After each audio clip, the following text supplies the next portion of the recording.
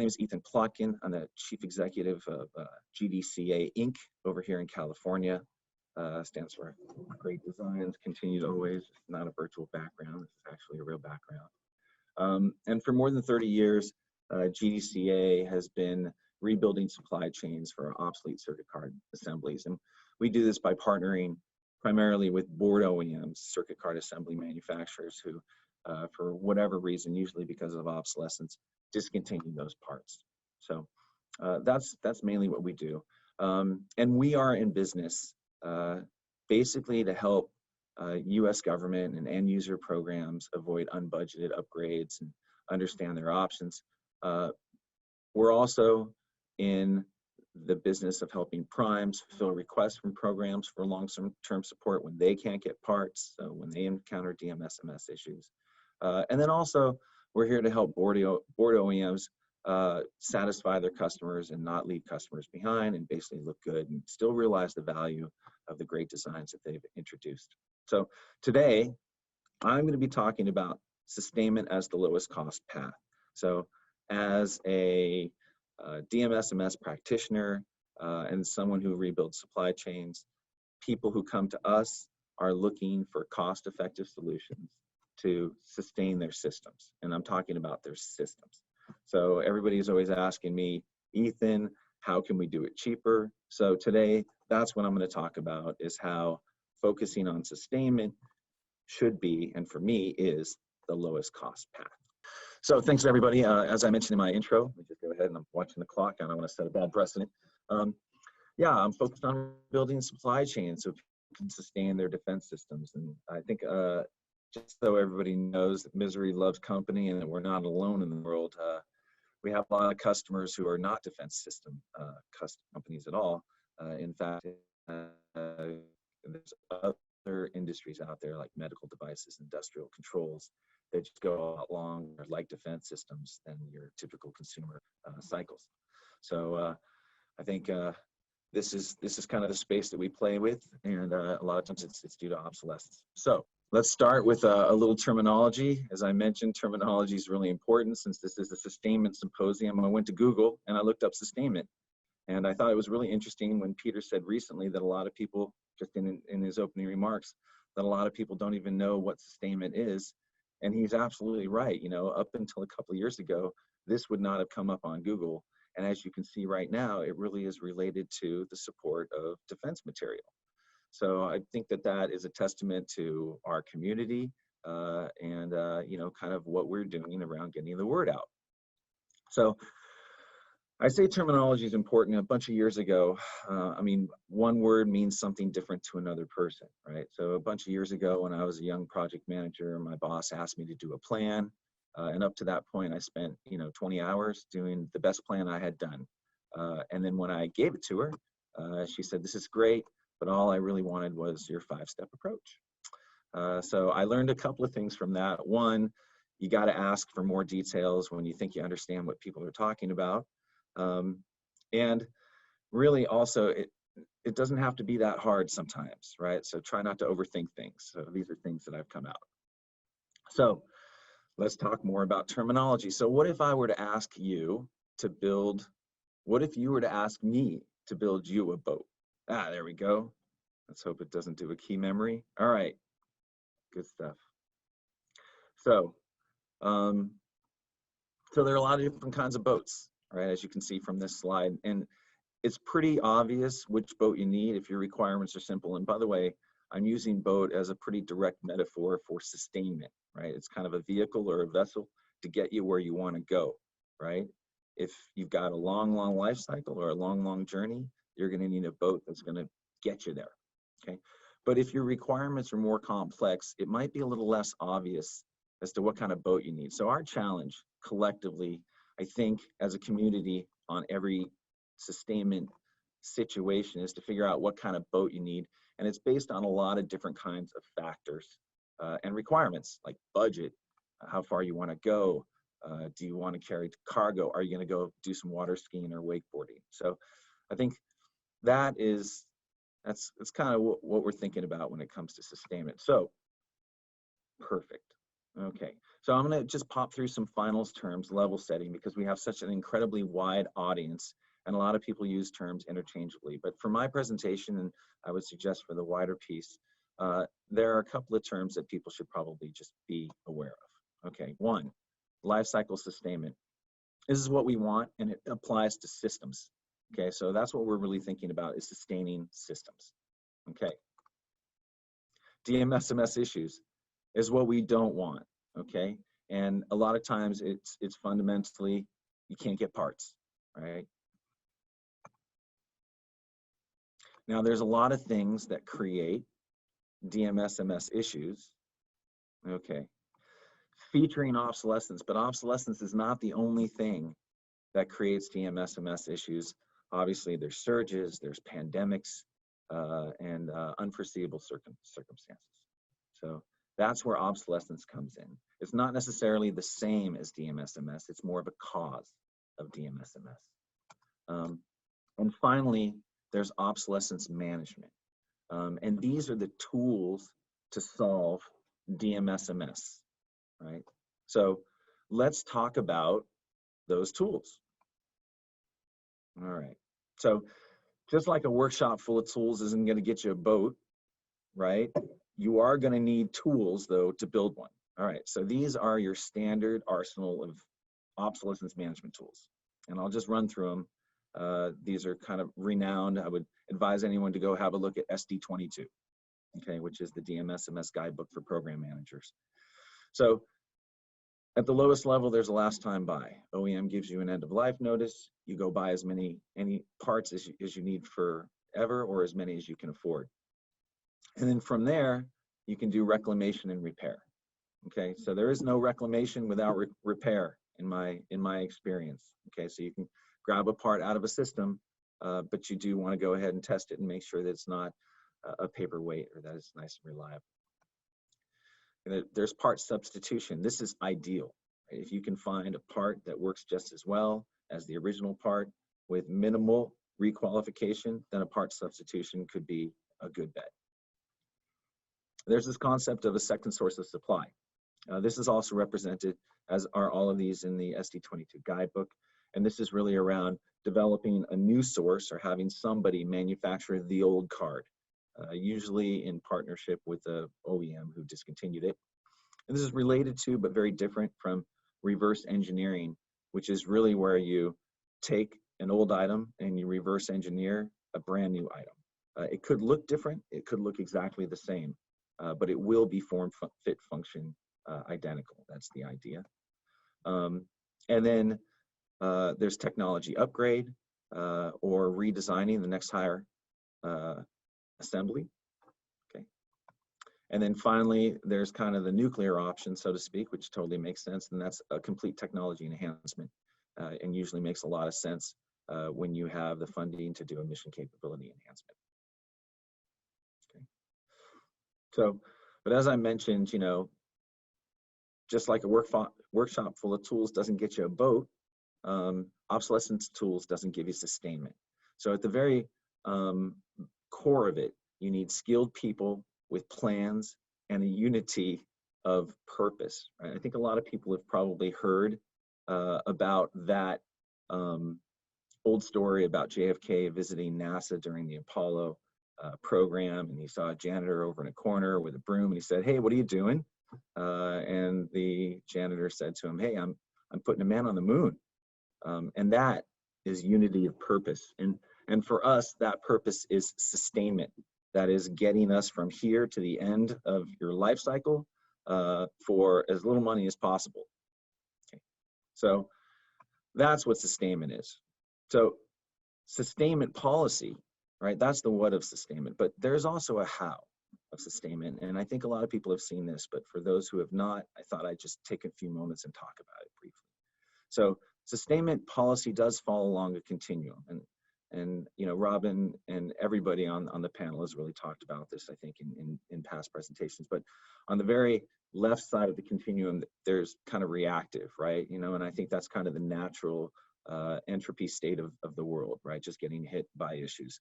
But then there's this concept of proactive sustainment, And I think when it comes to being proactive, it's about seeing the issues before they hit you. And then finally, there's this concept of strategic, right? Now, it includes reactive tactics, proactive tools so that you can see things, but it also layers on a whole new level, and that is having a team in place with processes and tools to actually act on that proactive information so you can navigate the lowest cost path or whatever requirements that you need. Okay, so if leadership wants to achieve the right plans, then basically we need to encourage leaders to embrace a strategic mindset. And that means laying out their choices for them. So what are the choices that are available to the leaders, right? And to programs in general. And to that, I would say we're still with the boat analogy. I love it so much, right? It really depends on what your requirements are. So unfortunately and understandably, a lot of times we seem to be preparing for the wrong voyage. We kind of do short-term things, but we have a long-term voyage, right? So I think the first thing is, are you looking to get to an island? Is this a short-term thing? Or is your journey something different? And depending on the journey, how long it is and how much funding you've got and any other constraints, sometimes you need a smaller boat and sometimes you need a larger boat. Again, this goes to the sophistication and the complexity of your sustainment solution, right? So taking a solution-focused approach, okay? These are broadly how sustainment tactics, strategies lay out. I look on the left side and there's, by the way, it's not bad or good. It's which one makes sense for the situation. So on the left side, kind of the most simple approach, it's a Band-Aid solution, right? And sometimes a Band-Aid is what you need, right? The wound isn't that serious and you just need to put it on and kind of make some time until it heals. So Band-Aids are typically simple approaches. They're one-tool approaches. They satisfy short-term requirements because you don't have long-term requirements. And as a result, they're short and sharp, they're more event-based, and there's really no additional cost. So on the other end of the spectrum, you have a sustainment solution, right? When a Band-Aid won't do, this is a multi-tool approach. All those obsolescence tools that I mentioned last time, buy, reclamation, second source of supply, even technology upgrade, it has its place. These are all tools in a multi-tool approach. They satisfy longer term requirements because they have to, right? That's the purpose of them. And the total remaining life cycle costs should be, if you take a good multi-tool intentional approach, those costs would be clear, okay? So taking a solution-focused approach, just go down. Sorry, seems to have, I might have a delay again.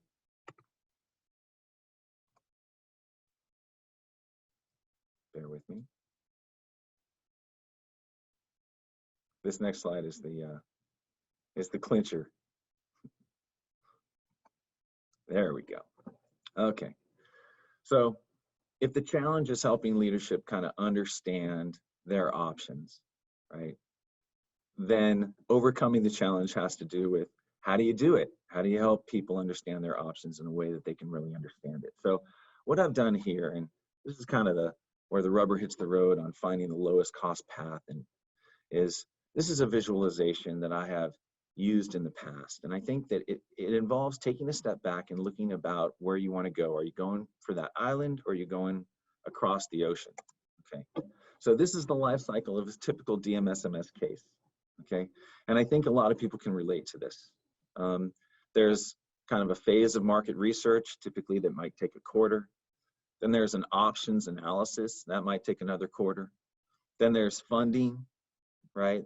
That probably takes 2 quarters, about 6 months to get funding if you're lucky. And then there's an implementation. And that could be anywhere from 1 quarter to a year. But I'm going to go ahead and put it a year for this typical 5-year life cycle DMSMS issue. And over these 2 years, you've got suffering. It's real. This is the red bar, and you are suffering this whole time. If it was only one thing, it wouldn't be such a suffer, but usually you're suffering because there's a lot of different things. And then after you're done, you've got probably about 3 years where I call it the don't worry, be happy time frame. Okay, so things are just kind of, that's done. You're out of the hot kitchen, and now everything's good. But what if your life cycle lasts longer than 5 years and you've applied kind of this 5-year solution? It's kind of a rinse and repeat situation, right? You've got the same cycle over again, followed by 3 years of don't worry, be happy. Okay, if you add all of this stuff up, what is the cost of this? This is how I like to see it and communicate it. So we've got kind of 14 total. These are all the different costs, and cost, I'm using it kind of as a little c cost. It could be time, it's probably money, it's definitely grief, it's distraction, it's all these things that you don't want. And you add them all up for this particular situation, and you've got 14 units of suffering. But you've also got 24 units of happiness. So there's a benchmark, okay? And this is what I would term as kind of using a Band-Aid solution to apply to like a 10-year life cycle. Let's not talk about if this happened to be 15 years, okay? That would be a third Band-Aid. But what would a sustainment solution look like? This is what a sustainment solution. So what I'm saying is that you've got the same type of resolution options, right? The difference is you're not necessarily looking at solving the problem now, right, for immediate needs. You really are looking at down the road, looking at beyond the island, around the world. And so what is the relative cost of all of these things? Okay, as you can see, you've got a lot longer, uninterrupted, don't worry, be happy time frame. But if you add all this stuff up, you're looking at kind of an 8 units of suffering to 14 up here, and 32 units of happiness versus 24. And for those of you guys doing the ratios, this is about a 58% more effective solution. Okay, and this is something that I have found has been kind of helpful in helping people understand, okay, what's the value of doing permanent solutions, pursuing permanent solutions versus kind of just doing Band-Aid solutions. Okay. Now I see I'm actually kind of getting near the end of my time. I'm not setting a bad example, but I do have a summary slide. And if it's this, I would leave everybody with this, okay? To come up with good sustainment solutions, I really urge people to understand the total life cycle requirements, right? Take the time to get all the information. It doesn't take that much longer, and it can be extremely instructive in helping your leadership understand requirements and solutions and how they pair up and the implications.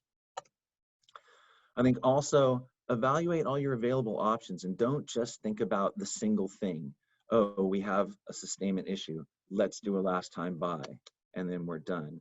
If it's a last time buy, in combination with a reclamation and repair program, maybe with a technology upgrade in 5 or 10 years, it would be good to have all of those tactics and tools like laid out in sequence, and then you can predict how much your sustainment solution is going to cost.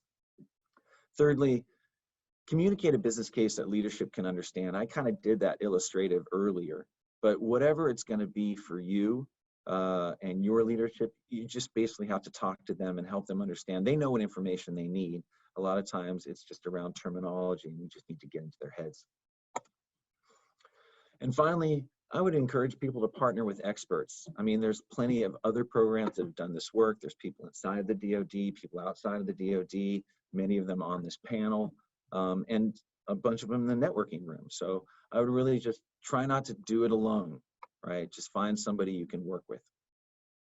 So along those lines, I would just say, I hope this has given people just something to think about and kind of just getting the ball rolling for the Sustainment Symposium, giving people a kind of a helpful perspective.